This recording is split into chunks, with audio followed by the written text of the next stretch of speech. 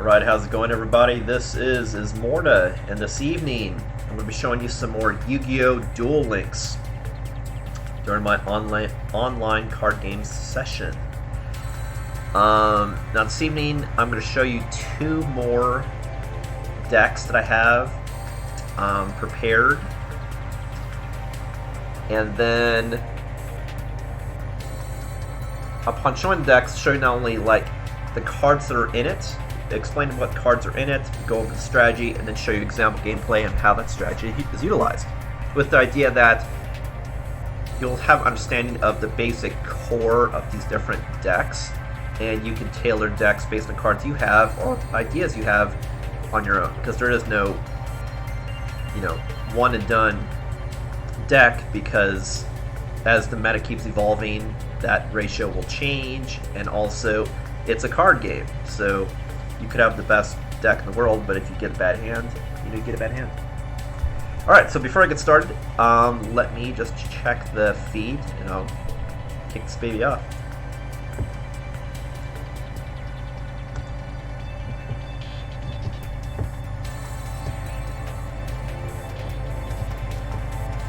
Testing 1, 2, 3.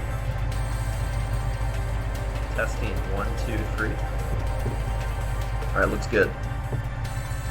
Cool, so the two decks I'm going to show you today, the first one is of my dude, Arcana. Now I have to admit, Arcana is probably, graphically, as far as the cartoon made for the character, is one of my least favorite, because you see at the bottom here all these different characters on the wheel. They all have the same art theme, especially with the eyes. But then for some reason with Arcana, maybe it's because he's wearing a mask, sure, but like his eyes aren't even the same. See, they're dots, and as opposed to huge lens. It just, I don't know. Like graphically, I thought they could have done a better job on the character. But he's a great character for the deck that he plays with, which I'll go into. So, but the two decks that I'm going to show you this evening are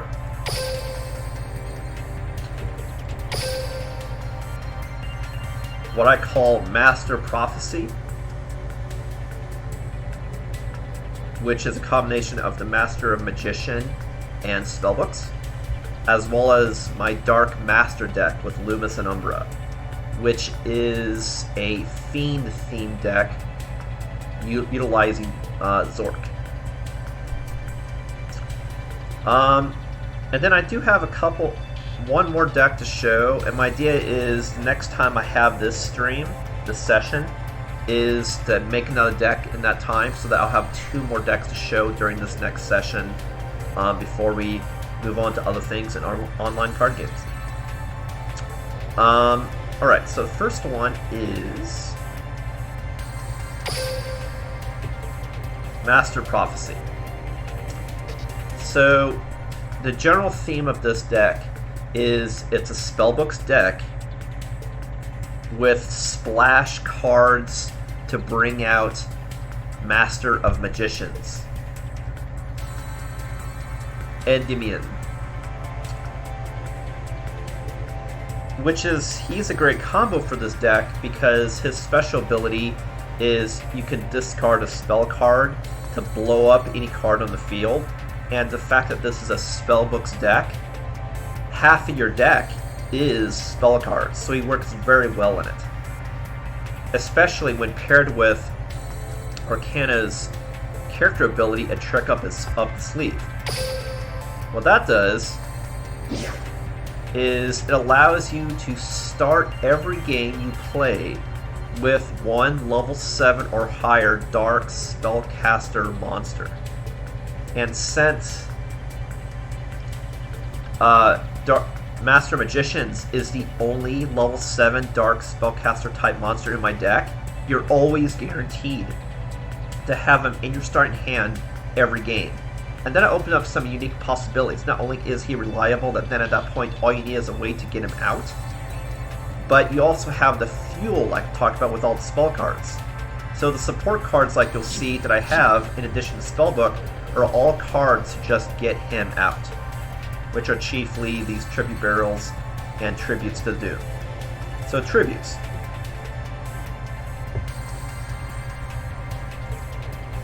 It kind of makes me want to rename this Spellbook Tribute. That sounds more fun, actually, more fitting. Because spellbooks and tributes to get out the Dark Magician. Not Dark Magician, Master Magician, sorry. Too many magicians. Alright, so I'll go through the cards. And now I'll let you know how they all chain together. So, Endymion, which I'm sure I'm butchering the name, that's why I normally just call him Master Magician, is a pretty powerful card, 2700. Now, that's not the most powerful creature in the game, but the fact that he can blow up cards means he can get through direct damage and overpower most cards because he's 2700 attack. So he has a special way to summon him, but I don't care because I do a different way to special summon him since I have him in my hand starting. Next up we got Mythical Beast Cerberus. This I have a couple of. Basically this guy is in the deck just because since this deck is heavy spell cards, you can really take advantage of that to give him an attack boost. Because every time any spell card is played by either player, he gains 500 attack. So if you have him out when someone's playing spell cards, he'll get a boost. But more importantly, if I happen to have him out before I do a spellbook chain, which I can do with him because he's a spellcaster, he'll get all the benefit of that chain and become a super attack creature that he can then move in with. He's actually so good, I may entertain getting a third one actually. I just only own 2, just because for that fact. They could have him come out early to help with the combo, or if he's out before the combo hits, benefit from it, which is pretty cool. And you notice this deck has all spells, no traps, just to maximize on the chance to have always be playing spell cards. Next up is Spellbook Magician of Prophecy. This is one of the engines to the Spellbook deck. The fact that he counts as a Spellbook card, because it's in his title, and then he allows you to tutor for any Spellbook spell card. So I have maximum of those. And I'll talk about how the combo series after I go through all the cards, because the order of events is very important to this deck, just like a vampire deck. You can't just say, oh, I have a synergy, get out stuff that's synergy. You actually have to play the cards in a particular order to get maximum benefit. Alright, so next up that I have max of is Strength of Prophecy. I have max of this card just because it's a 4-star card that I can put down fast. That also benefits from the Spellbook combo. The fact that whenever once per turn, I can send a Spellbook card from my graveyard to my deck and give her a permanent attack boost. And not just her, I can give any spell-type monster an attack boost. So for example, if I have the Master Magician out with her, I can keep pumping up the Master Magician every turn. So she's good not only for inflating my spellcasters, which is every creature that I have in this deck, but also the fact that it gives me a way to recycle my spellbooks back into my graveyard so I can replay them. So if I have one or more prophecies out, every time I do a combo, I can throw it back in my deck and then re-get the combo out again. And how you get the combo out again? Well, I have tutors like Spellbook Magician of Prophecy and also Spellbook of Secrets, which I'll get into. Next up, I have a couple tributes to the Doomed. This is a great card because it serves as a twofer. How this card works is I have to discard one card from my hand, and then I can blow up any monster on the field. So what's great is I can use this as an offensive move, or as a way to get out my Master of Magicians. Because if I use this offensively, meaning I can get rid of a card in my hand to blow up some really powerful card that the opponent has, monster. That's always a good move. But it's also kind of a bad move because then you have to take a card from my your hand and remove it from the game and put it in your graveyard. So if I use this just as an offensive, I can purposely discard a Spellbook card to then blow up any card of the creatures, the monster of the opponents, and then if I have Strength of Prophecy out, I can then take that card I discarded and put it back into my graveyard as though I didn't lose it, which is pretty cool. The other way I use Tribute of the Doom is to summon the Master Magician. How do I do that? What I do is I purposefully use Tribute of the Doom and discard one of my creatures that I have in my hand, unless I already have one in the graveyard.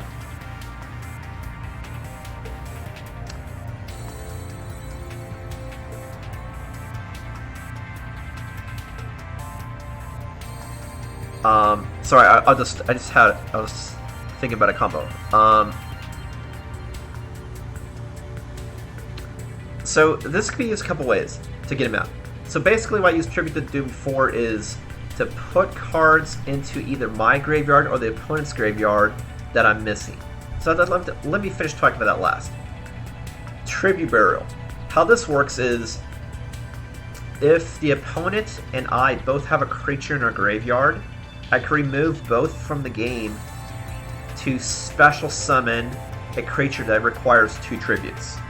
So the fact that you always have Master Magician in your hand, if the opponent has something has a creature in the graveyard, and so do I can use this to special summon the Master Magician.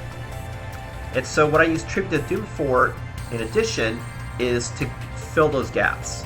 So if the opponent and I both don't have anything in our graveyard, I could discard a creature and blow up one of his creatures to special summon the Master Magician. Or if the opponent already has something in the graveyard and I'm just missing something, I can blow up one of my creatures in play and discard a creature to special summon. So this gives me that flexibility to make sure I can always do Tribute Burial. While at the same time, if I choose not to do that, I can use it to just blow up, like I said, someone's monster and then recycle it back, especially if I gun for a Spellbook card. So it adds flexibility. Alright, so now I'll just tell you how these different Spellbook cards work, and then I'll go run through how I do the combo and link them together. Otherwise, it's a lot of verbose and you won't know why something's important. So Spellbook Secrets, what that does is allows me to add any Spellbook card from my deck to my hand. So what's important to note here is it says card, meaning I can use it to bring out these other Spellbooks, or this card that has the word Spellbook in it, as well as this card that has the word Spellbook in it. So it allows me to get out something to use as a Spellbook.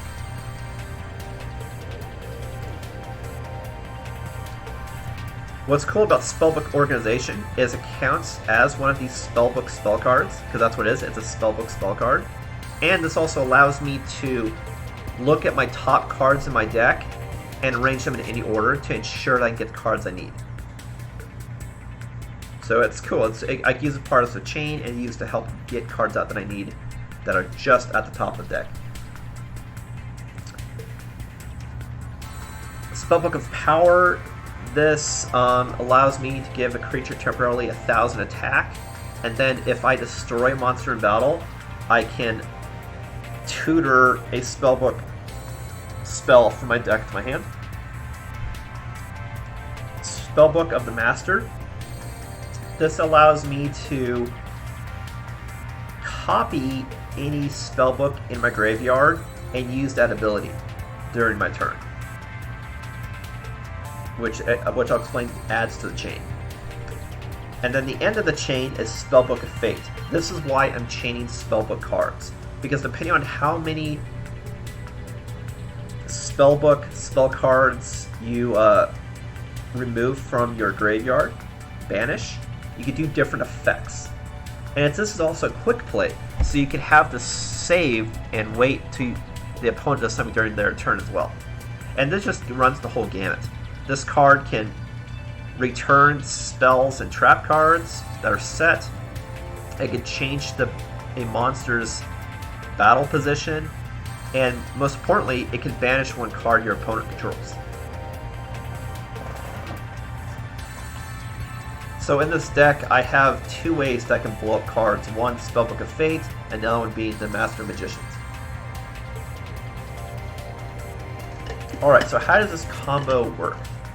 I've already explained the combo of how to get out the Master of Magicians, and the fact that he can weaponize all these spells to blow up anything in the game.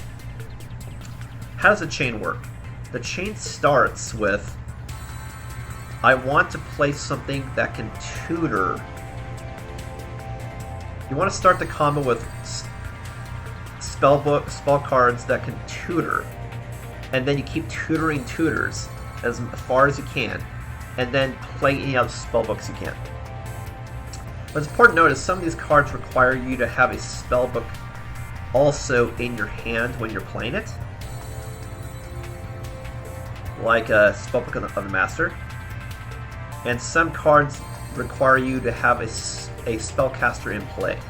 So really, to do this long chain in one turn, you want to make sure you have a spellcaster in play, and that's why all my creatures you see here are spellcasters. So ideally, you want to start with Master of Prophecy, Magician of Prophecy, because he'll use a spellcaster and you can bring out a spell card. You then bring out Spellbook of Secrets, which you can then use to bring out Spellbook of the Master, which you then have copy Spellbook of Secrets to then bring out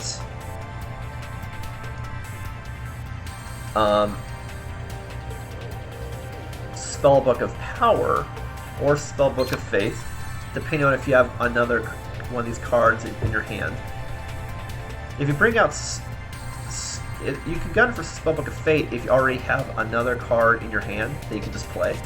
Otherwise, it's advantageous to use Spellbook of Power, because then if you successfully attack another creature and kill it, you can then use its ability to bring out Spellbook of Fate into your hand. So you do this combo and you have 3 in your graveyard, you can banish.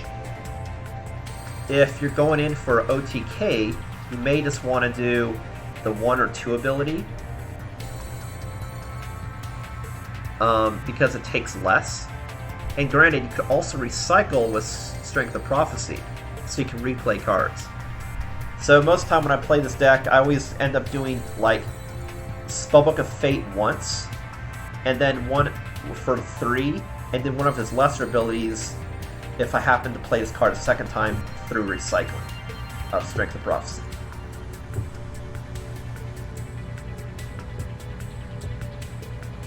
And that's the deck in a nutshell. Like I said, it's heavily Spellbook, how it plays, and then I splash Master Magicians. Honestly, the Master Magician is actually better than Spellbook, because every turn you can blow up something. But if you need something that needs banishing, or to get rid of a back row, that's where you have Spellbook of Fate. Alright, so let me show you how this works.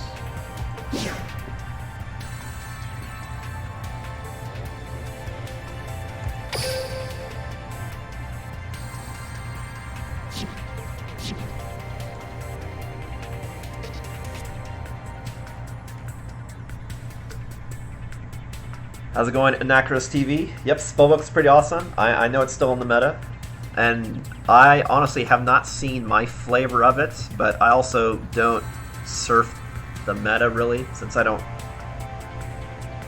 hardcore PvP that much nowadays, but it is the fun.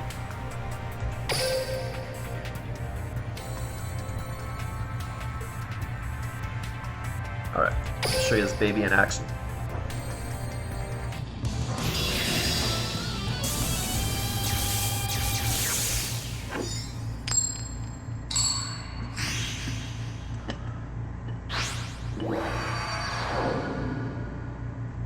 Let the show begin!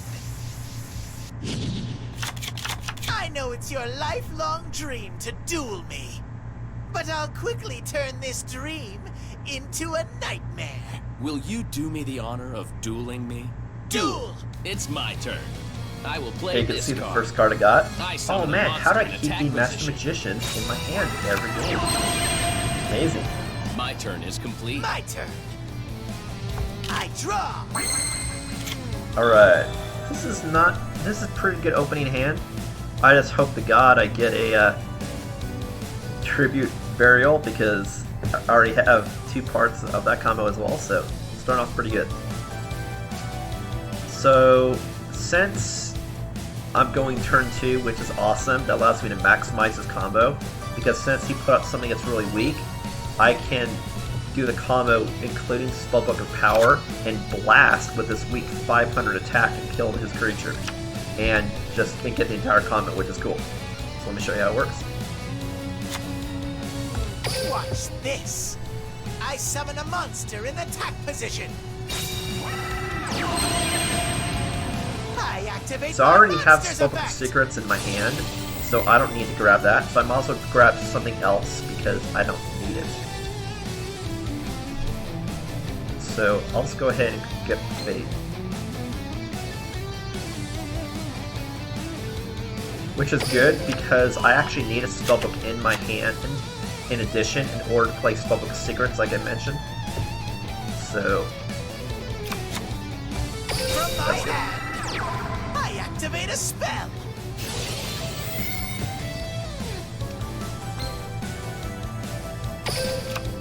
Alright, so I have 1 in the grave. From my hand, Now I'm gonna have 2 in the activate a grave. spell.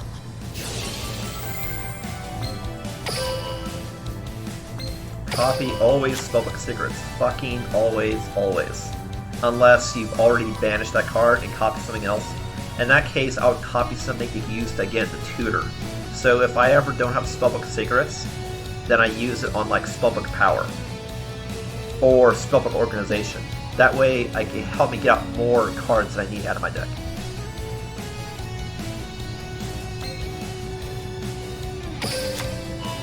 So I have 2 in my grave, so I'm still 1 short. So next, I want to do Spellbook Power. From my hand, I activate a spell.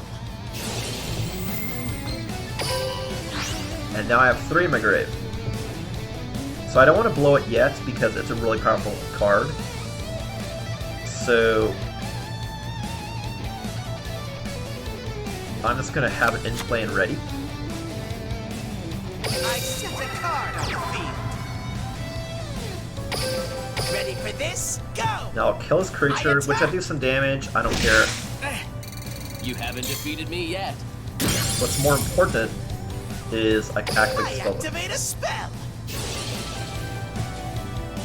And since my deck's only 20 cards, the fact that I'm milling all the stuff out of my deck, that means all I'm going to get next, going forward, is no spells.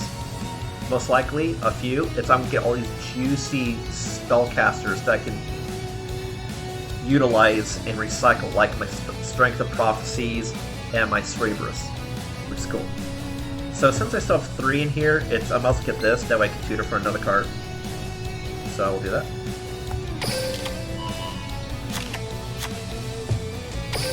Right.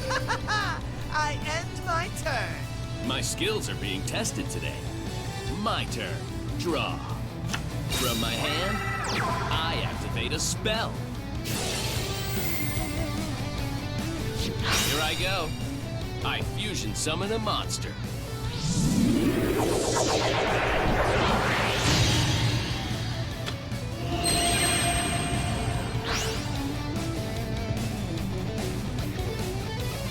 From my hand, I activate an So you equip see, I spell. keep getting prompted to play it, and you don't. You want to use Spellbook of Fate on the most substantial card to get rid of. And this is a great example. Since you see the opponent did a polymerization, and now I'm playing equip cards most likely, if I use Spellbook of Fate on this creature, it's going to be a huge fucking blow to the opponent. So don't want to use it yet. Let's battle. I shall proceed. My monster attacks. Now I want to use it. I play my face down card. I activate a quick play spell. So he's got no back row. I could change the position, but since his defense is still really high, it's not the best move because I don't have anything to swing in with. So this is really the best move here.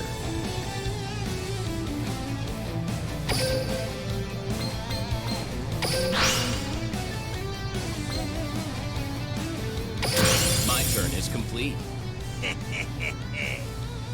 It's my turn. I draw.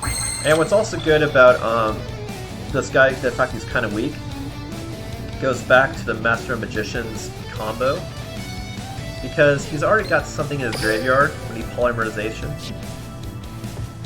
If he kills this creature, then we'll both have something in our graves, which means the minute I get a Tribute Burial, I can special summon Master Magician, which is cool. So right now I'm super vulnerable, so I want to get cards out. So I'm going to mill the rest of my spellbooks and play this card, Organization, to try to get Strength of Prophecy to the top. That way I can start recycling cards back into my deck.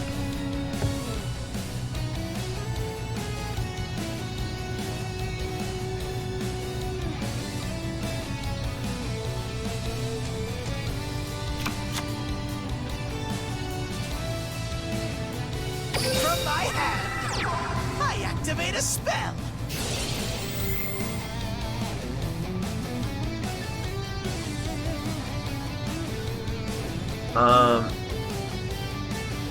So you see here, I don't have any more spells in my deck, it looks like. But what's cool is, since he allows me to look for any spellbook card, I can look for anything with spellbook in the title, which is cool. Like, for example, this guy. And again, there's a million in my deck. So you see I've already gone through half, and it's only my second turn.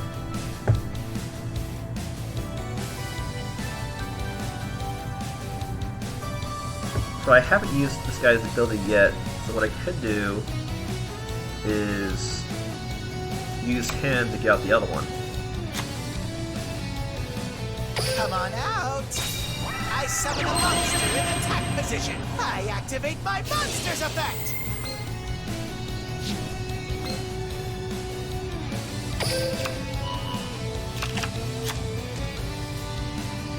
Cool. And now I'll play. So right now I have one in my deck that I can weaponize. I just gotta get Spellbook of Fate out.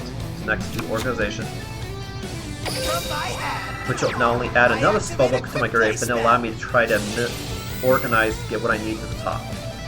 So I don't need this. I really need this, but what's most powerful I need is the other one. So I want to go 1, 2, 3. But remember, because I'm stacking my deck, that means I can't do something that shuffles my deck. Otherwise, you'll lose the entire organized stack. So I need to commit. So I want to have what I need most at the top, which is this guy. Alright. I have nothing to blow up, so hold on to these. One I can use for the summon, another one I can use to just blow up the opponent's shit. So right now I'll just swing in.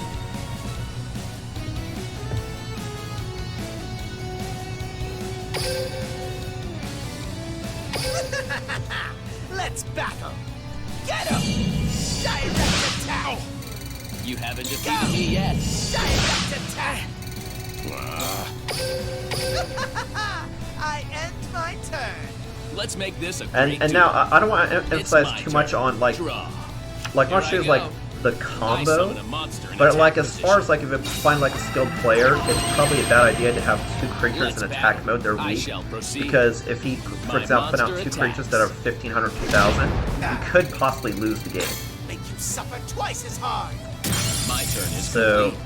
Time to spice up but this like show. I said, the whole point is me just My showing you how turn. the deck works. I draw. Alright, oh hey look, I got Tribute Barrel. How did that happen?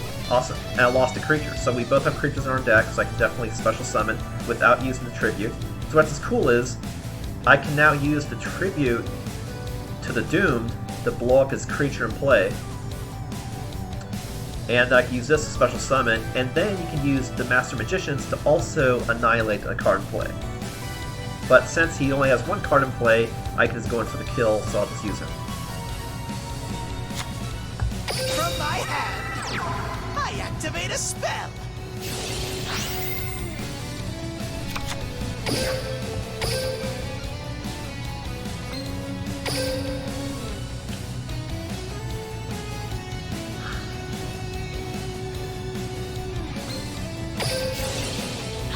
Come on out. I tribute summon a monster.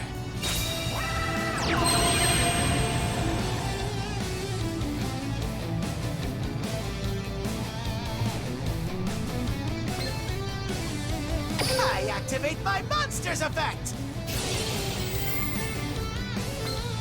And you see now this is also a twofer because I'm weaponizing spellbooks and I'm putting it into my grave.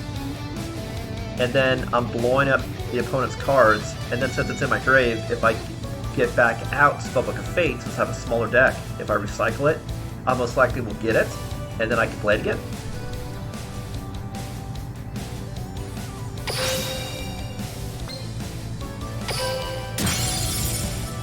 And now he does rush in. Ready for this? I think showtime. Direct attack.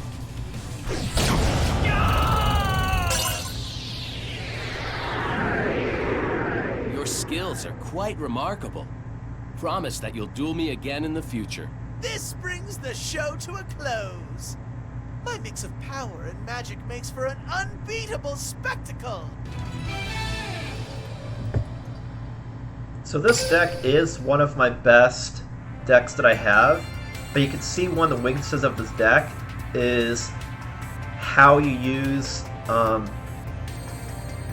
the Magician of Prophecy, because the fact his attack's so low, if you don't have a way to annihilate the opponent's creatures, you could be opening yourself up for OTK on yourself. So really, you want to get this deck and play as fast as possible, rush in and win in one turn. Whereas for me, it took 2 turns.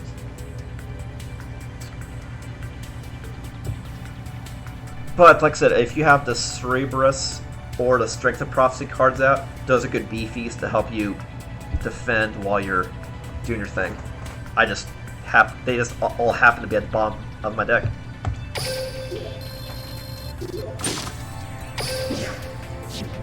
Which it happens, it is a card game.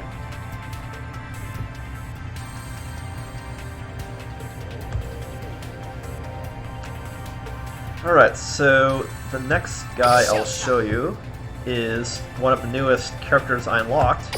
This tag team hunts the Egyptian gods! Loomis and Umbra.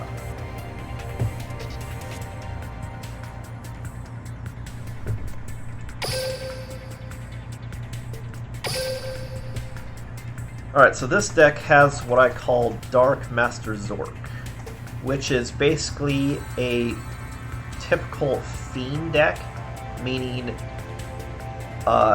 you're purposely throwing stuff in your graveyard or punishing the opponent for putting stuff in my graveyard, as well as a combo around Zorc, getting him out. So you can see definitely a theme I have for this evening with my decks is I have a core mechanic and theme to the deck, as well as a support structure for getting out an ace card. This one being Zorc. So how this deck plays in a nutshell is I'm bringing out creatures which die and go to the graveyard, and I'm buying time in order to bring out one of my more powerful fiends to then just win and rush in and win the game. And these more powerful fiends either can blow up all of the opponent's creatures in play, or they can mind control the powerful creature that the opponent has and use it against them, which is pretty cool. As well as this is rocking some pretty interesting utility for defense also. Let's get into it. Get a swig of water. So this is my main dude that I always gun for, Dark Master Zorc. He is a ritual summon monster, and this is currently the only deck that I have that uses ritual summoned monsters. I am interested in Cyber Angel. That's just a deck that I currently have under construction, so it's not ready yet to show. But when this guy comes out, he's 2700 attack, just like Master Magician, so it's pretty good, but not the best in the world, especially if someone does a fusion summon. But what makes him Rockstar is he can blow up every creature of the opponent's. You roll a dice, and he has pretty good odds. If I roll a...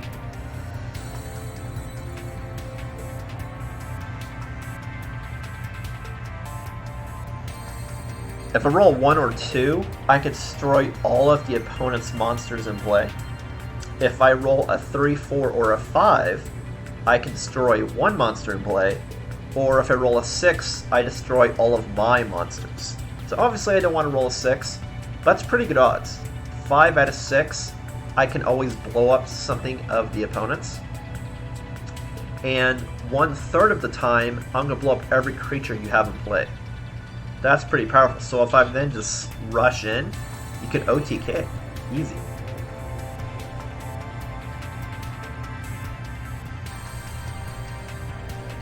Alright.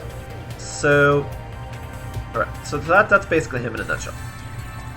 Next up is Dark Necrofear. This is another one of the really powerful fiends in the deck that I use to play after I do a Zorc. Because when I'm using Zorc as a ritual summon, you have to sacrifice a number of creatures with stars equal to Zorc, as well as playing a ritual spell card. So this allows me to already have crap in my graveyard, but then if you play Necrofear, you can special summon her into play. And the special summoner into play, I need to have 3 fiends in my graveyard. And so if you wait till Zorc dies, if he dies, if I use 2 creatures and then Zorc dies, I'll have 3 in my grave, and then I can bring up Necrofear. Necrofear is more of a defensive creature. Her attack's kind of low for how many stars she is, but 2800 defense is really good. It can block Zorc. But more importantly, when she dies, I can then take control of any monster of the opponent's. So if the opponent has a really powerful monster that can defeat Necrofear, I could then use that to then defeat the opponent, is the idea. Next up, I have Duke Shade, the Sinister Shadow Lord. This in this deck, only one of the reasons because it says Shadow Lord, and I'm all about Shadow, Hail Shadow. But also, this is more of like a recycling card. So if a card of interest is in my graveyard, when this card is normal special summoned, I can take any monster that's level 5 or higher and put it back into my hand. So I can use it to bring another Zorc into my hand if I have another ritual summon, or I can use it to bring back Necrofear, or bring back Master Beast Asgardius, which is another powerful one, which I'll get into here in a sec. Now, the Shadow Lord's other ability is I can pump it up, but I don't really have the cards in this deck to support this ability. The fact that I can just get rid of multiple creatures I have in play to keep upping this guy's attack permanently. But yeah, that's it's not really worth to do that unless I need to free up space on the board because someone played a what is that card called? Like a trap card that put my creature face down, or just clogging up my road to summon creatures. Then it'd be worth it. Like if someone also turned one of my creatures into a lava golem, then that'd be a way that I can get rid of lava golem, for example.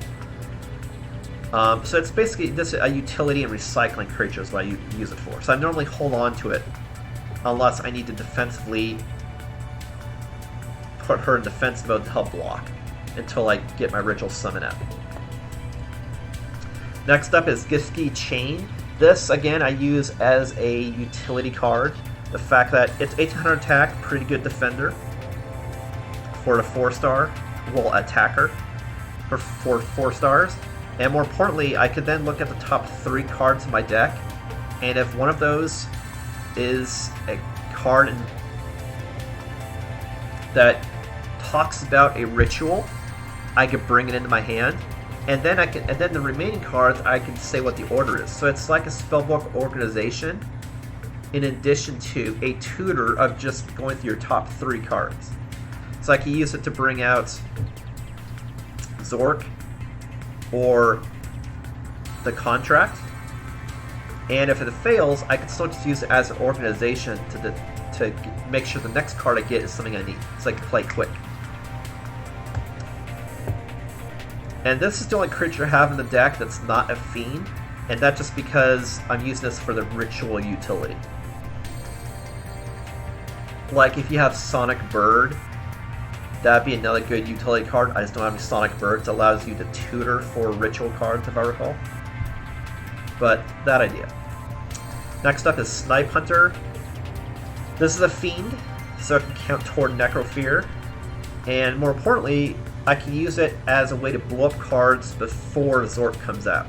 The fact that you can roll dice, and you can blow up any card. So this way is weaker, and sometimes, in some ways, more powerful than Zorc, because this can destroy any card as opposed to just creatures. But the problem is this has worse odds than Zorc, because I only have a 2 out of 3 chance to have it go, whereas Zorc it's 5 out of 6 odds. But what's good about it, since she's less powerful on destroying creatures, she also has less of a risk, because all I would lose is a card in my hand versus everything I have in play on my side, which sets me up for OTK, to me. Next up, this, even though it's not the main card I gun for, it's my favorite card to play in this deck, because you can see the animation since I'm using Umbra and Loomis, and it's one of my favorite animations in the game that I've seen, and I just recently got Umbra and Loomis. But this creature is super powerful if you can bring him out. 3,300 attack. This is what you just swing in to win the fucking game. In addition, if he dies, he has an effect similar to Necrofear. If he dies, I can mind control any one of your creatures and bring it to my side. How do you do that? So how you do that is with this Mask of Remnants. So I'll double back and talk about Guard in a sec. I just want to talk about Remnants since it involves the card. Remnants in this deck has 2 abilities. The first ability is I use it to actually get out Mass Beast Asgardius. Why do I keep saying that way? Because the card's fucking awesome and I like saying that way. So, boom. Is the mask you can use with Mask Exchange. If I have the Mask of Remnants in my hand at any time, I can tutor and bring out Disgardius from anywhere in my deck, and then I place the Mask of Remnants to the bottom card of my deck, which you don't give a shit, because how Mask of Disgardius works is if he dies, I can then take the Mask of Remnants out from my deck, and then it attaches as equipment to one of the opponent's creatures and then comes into play on my side. So I actually always want this card in my deck. Whenever you have Masked Beast out, or any, you always want to make sure this is in your deck. Well, how do you do that? The Masked Remnants ability is if it's third ability is if it's in your hand, you can play it as a spell and it sends it back to your deck. So you always want to do that, unless you're using it to bring out Disgardius. Because if it's in your deck, you can then use it to mind control when he dies. Alright, next up is Dark General Freed. This is a pretty powerful creature, 2,300. but I mostly use it as utility. But you could also swing it with this guy, he's decent. What's cool about him is I can negate any spell effects to target a face-up dark monster I control.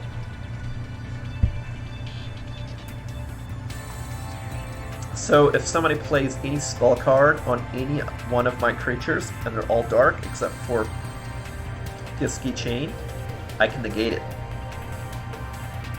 Which is pretty awesome. This is sort of like a Silent Magician effect. In fact, you can cancel spell cards. And the other thing it can do is, instead of me conducting a normal draw when he's out, I can instead take any level 4 dark monster from my deck into my hand. That's awesome because I can use it as a tutor. Because that all of the creatures I have, other than Freed and my super monsters I've already gone into, are level 4. My Walls of Illusion, my Doom Dogs, my 2 other Fiends,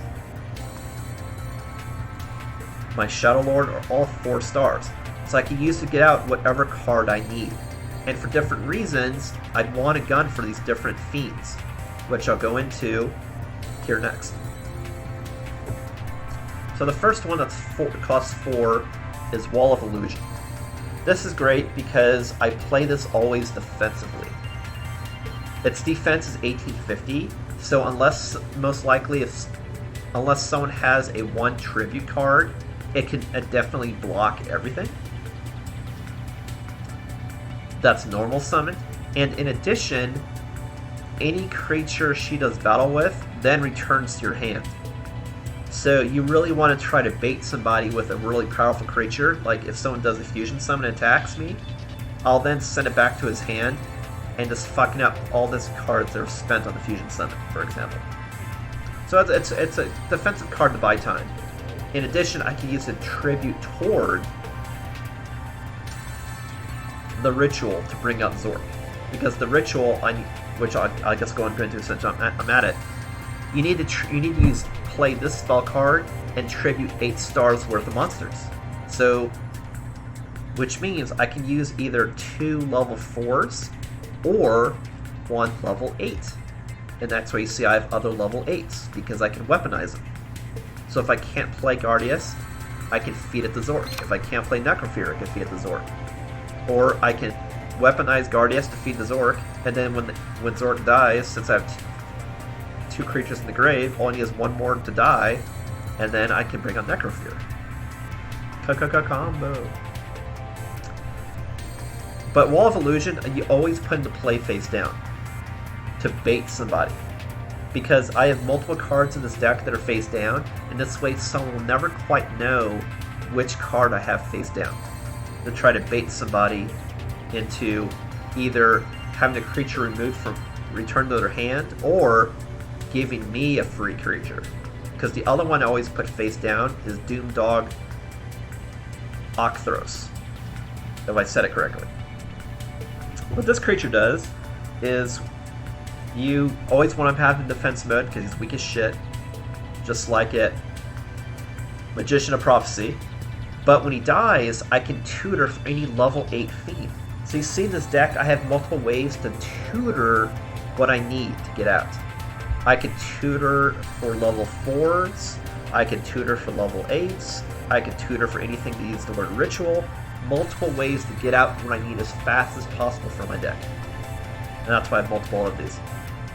And again, you play it face down. That way someone at any time doesn't know if I have face down a Doom Dog or a Wall of Illusion.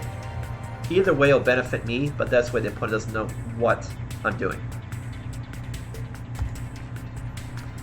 So the next 2 Fiends are creatures I use, again, that I could swing into attack if there's nothing in play, if Zorc already blew up the field. But I could also use just to defend by using spells, which I go into, or traps. And then thirdly, I can use these 2 cards to help bring out Des Guardius. Grand Tiki Elder, 1500 attack. Melcha, the 4-faced beast, 1500 attack. So for flavor, I have both. but I can use either one to bring out Discardius. If I have a creature... sorry. If I have 2 creatures in play, and one of them is the Tiki Elder or the Four-Faced Beast, I can special summon Discardius. And that's important to note. I don't normal summon, tribute summon Discardius ever. It's always special summon. Actually, you can't normal summon him, as it says here. So what's cool, what that means is, if I have any Fiend out, if I just play the Four-Faced Beast or the Elder, I could then, immediately after I play that card, special summon Discardius. So you always want to lead with another Fiend, and then play this to go into Discardius. Because you can use any Fiend, but you always have to play this, so you don't want it to die. Otherwise, that's the only way to bring it out. Alright, I've already gone into this. Next, I want to talk about the contract, which I've gone into. This the spell card you need to play, and to play it, you need to have Zorc in your hand, as well as 8 worth of stars or more, either in your hand or in play, to sacrifice the play Zorc. Alright, so now, lastly, I have utility to defend myself before I get out what I need to rush in and win the game. One is Super Rush Headlong. This is a great card because it allows my weak creatures to be able to stop any creature in play. And what's also cool about this card is I can use it defensively or offensively. I can have it face down, so when someone attacks me, I can blow up that fusion summon, or I can use it offensively to take out something that's super powerful, and then I can attack the weak creature, or if there's no blockers, with like my Zorc, and just slam it for tons of damage.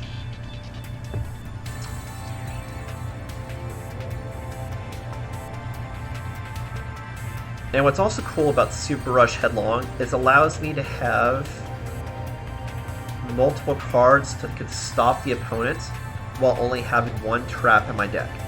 Why do I only want 1 trap in my deck? Because the 1 trap in my deck is Treacherous Trap Hole.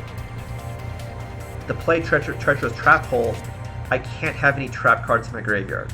So that's why I want to have my other cards defensively be quick play spells, which work well in this deck. Because I'll always have a creature out, set up ways to always make sure I have creatures in my hand, and then I can blow up whatever it comes at. This is great because it allows me to target 2 monsters in the field and destroy them. So I can take out 2 creatures of the opponents, or worst case scenario, I can take out one of mine and one of the opponents. Which, as you know, is a twofer because if I have creatures in my graveyard, I'm adding to the possibility of playing Necrofear. So everybody wins. Whew. Well, we finally got through this. Like, this had a little more talking than I thought, only because it's not a meta combo that people typically use. It's these one-off cards that we throw them together. It's like this really delicious soup. And it works well. And it's a fun deck. In fact, it's all Fiend themed. Darkness. But yeah, that's it in a nutshell. Let me show you how it goes.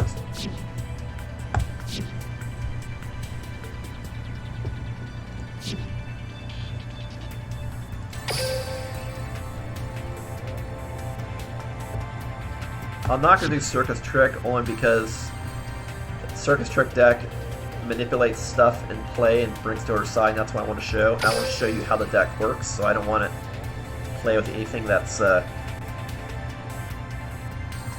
super utility. But that's definitely stuff you have to plan for when you attack, is if you know someone can steal your stuff, how would you respond? And that's why it's good to have those utility cards, or the Zorc to just blow up everything of the opponents.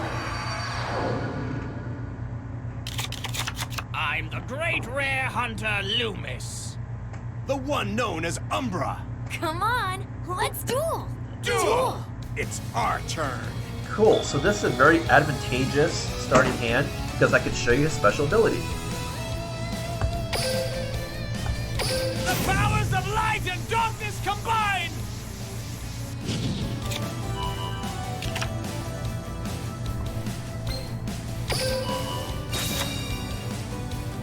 now this is super because I have Zorc in my hand, and I have two different ways I can sacrifice the Zorc. I can use Disgardius because he's level 8, and I have 2 level 4s. So I can either use Weaklings to Zorc, or the big guy to Zorc, or I can use other cards with Zorc and use Snipe Hunter and Tiki Elder to bring up Disgardius. So I have a lot of different ways I can go with this deck so far, which is pretty awesome. So it's unfortunate my first turn on turn 1 because I don't want to put down Snipe Hunter because I can't blow up someone's card to move in. If someone attacks me, they could kill Snipe Hunter. But at the same time, if I put down Tiki Elder and someone blows it up, that'll get rid of my opportunity to bring out Disgardius. So, but I need a defender. So what to do,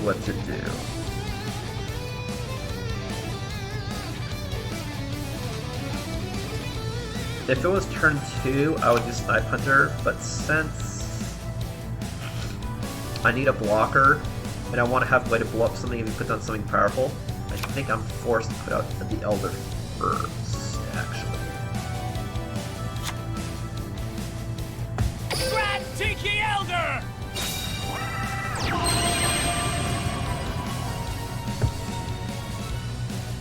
But remember, I also have another card in this deck that I can use to bring out the Disgardius, which is the 4-face beast.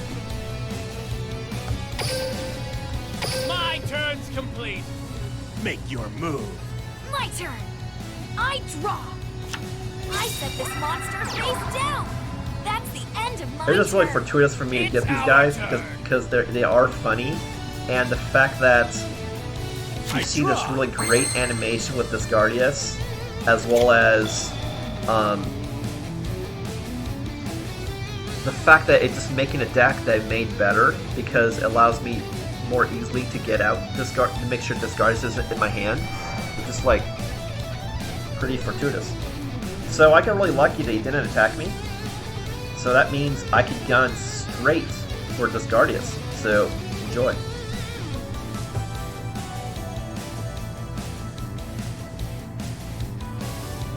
So I think what I'm going to do is I'm going to put down the sniper, then use the sniper to blow up this card, hopefully, and then sacrifice to bring out Disgardius and swing in. We'll see how that goes.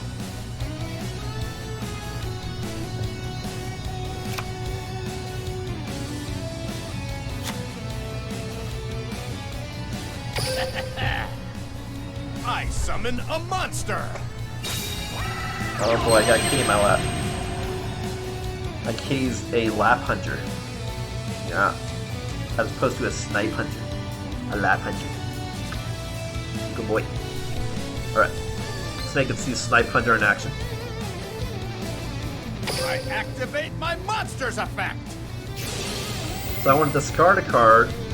So I'll get rid of a Doomgar. Which, as you know, isn't necessarily a bad thing, because if stuff's in my graveyard, when that card comes out, I can then play the card.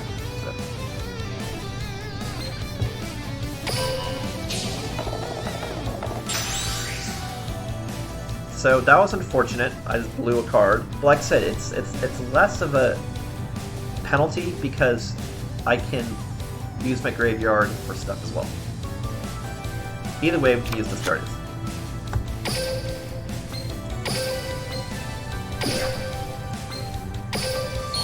The end is near! I special summon Mass Beast Disgardius!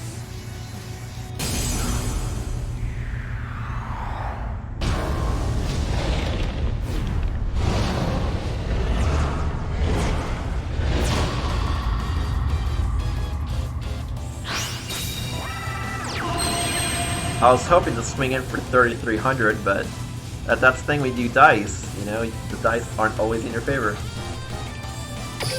But this is still a great card to use.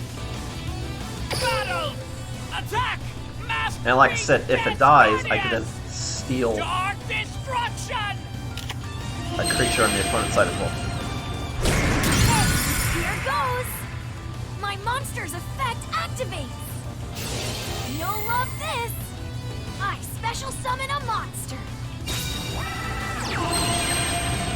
So I can tell you the deck that the opponent's using is kind of annoying because it just basically has endless supply of crappy blockers, so definitely want to get the Zorc out.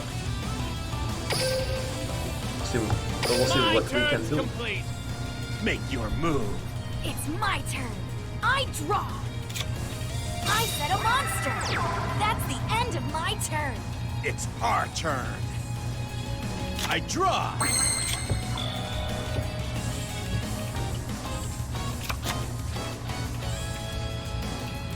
I set a monster.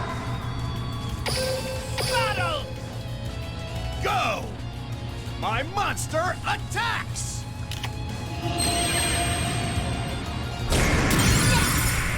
My monster's effect active. I play this card. I special summon a monster.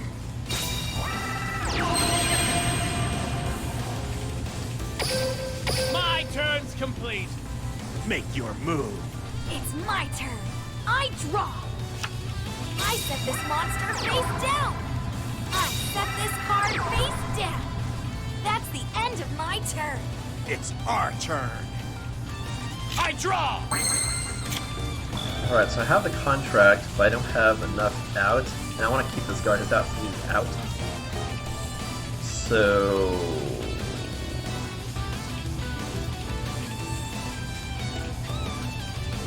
I'm gonna pull off for now.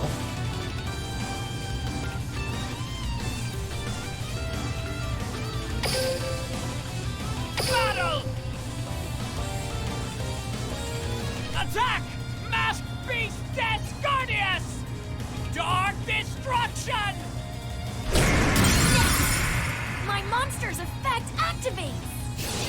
I'm counting on you. I special summon a monster.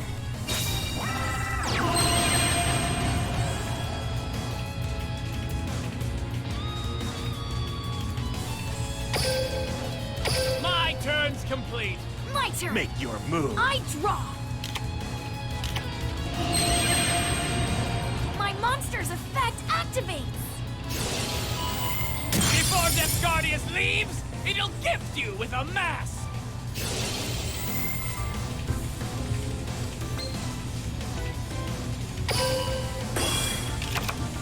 From my hand, I activate an equip spell. Let's battle. I'm counting on you. My monster attacks. Ooh, he's in attack mode. Here's my face down card. That's My continuous fantabulous. trap activates. You took the bait. I activate my monster's effect. Because now I can use... Now I have 3 cards in my graveyard. So I can bring out Necrofear. Or I can use Necrofear toward Zorc. But the fact that I want to show you Zorc's, the power of Zorc, I think I'll go Zorc. Take this. My monster attacks. That's the end of my turn. It's our turn. I draw.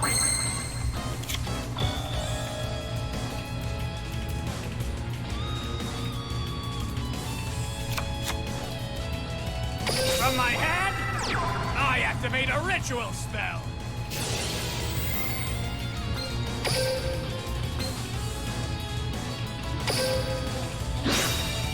Like I said, normally the better move is to ritual summon stuff other than Necrofear, because then Necrofear can cannibalize your graveyard. But since I have no blockers and only 1500, and I want to rush in, because he's got too many cards out. Like, you never want to have the opponent have multiple cards out, because that means they can do bigger and bigger tributes. Higher chance to lose the game. So. Okay. I ritual summon a monster.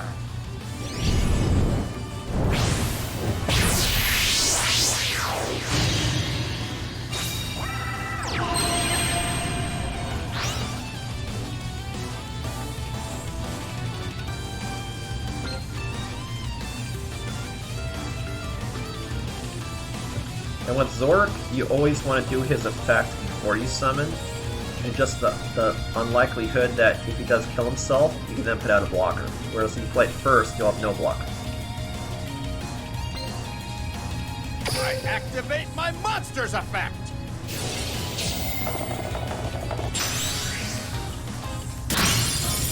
Not too bright. My monster's effect activates. Not too bright. My monster's effect activates.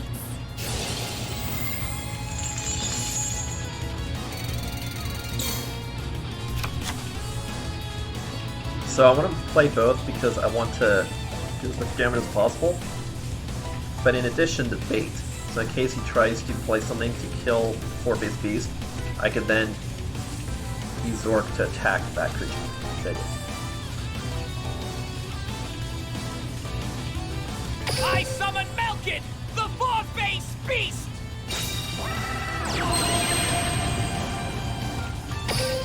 Let's battle! Go! You have nothing to defend with. I attack you directly! Ugh. We're just getting started. I attack you directly! Oh, I'm not going down.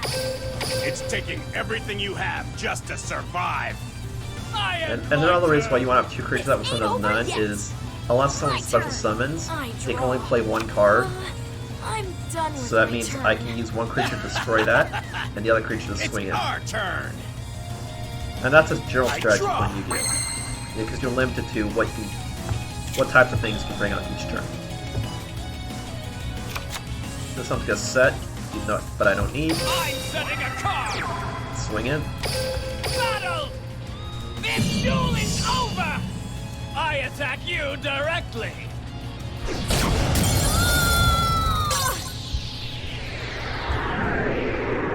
Aw, I lost.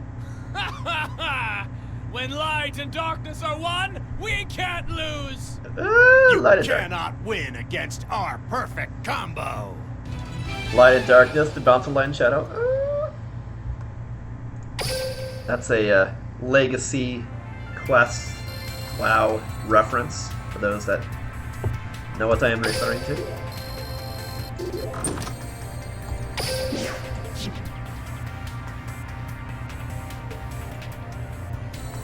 Cool. Well, I'm the duelist who makes the Egyptian gods I kneel. make everyone tremble. No, not really, but I like to say so. Well, thanks for watching, everybody.